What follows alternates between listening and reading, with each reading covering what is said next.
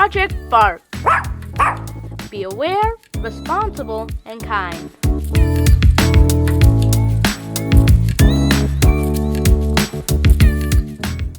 Hi guys, this is Dr. Dressler here at Charleston Animal Society, and we're going to show you the basics of a physical exam using this wonderful dog named Louie. And different veterinarians have a different preference on how they do their physical exams. I always like to start from the front of the dog and work our way back so I don't miss anything.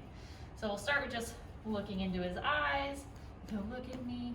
And Louie, if you guys couldn't tell from all the gray on his face, he's also got some age-related changes to his eyes, which are pretty normal for an older dog.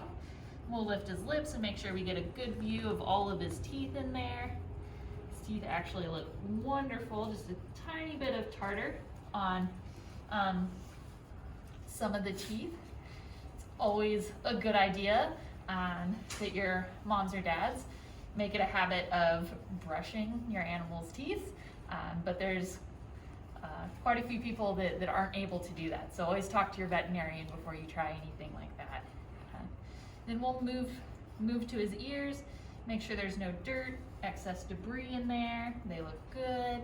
And we'll start moving down his neck. And you guys can't see what I'm doing really. It looks like I'm giving him a nice massage, but I'm really feeling for his lymph nodes, any prominent lymph nodes anywhere. We'll reach down here and realize, oh, he's missing a leg. So that's something that we're going to notate in our medical record. We know that Louie here has had a previous surgery, so we know why he's missing a leg, but it's always nice to make sure that that's documented. Looks like he's got a little lump here on his wrist, which we'll notate, and then we'll keep moving on down his body. So next we'll listen to his heart, so I'll use my handy dandy stethoscope and place it on his chest. And I'm listening for his heartbeat, how it sounds, what rhythm it's making, and making sure all that's pretty normal. And then I'll move up a couple spots. You'll see me. I'll move a couple spots around his chest on both sides. And when I'm doing this, I'm listening to his lungs. So I'm listening to all those different fields of his lungs. And he sounds wonderful. So now we've got the chest covered. We're going to move down to his belly. And I'm just going to feel his belly. And again, this is something you guys can't really see at home, but I'm trying to feel for some of his bigger organs. So his liver, his spleen, making sure that those feel okay. His bladder, I can feel really well. And then we'll move down to the back of his body, so his back legs. And he's got a very thick knee. That is very common for older dogs to get arthritis.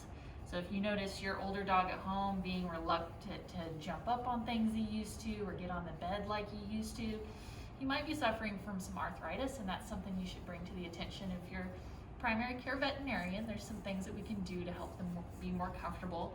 Louie is currently on a plethora of arthritis medications because we know he's had surgery in this knee before, and we know he has some arthritis in both of his knees.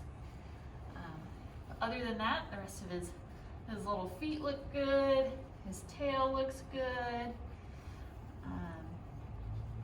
Overall, pretty healthy older dog with just a couple things that we're going to notate in his medical record and talk to his owner about.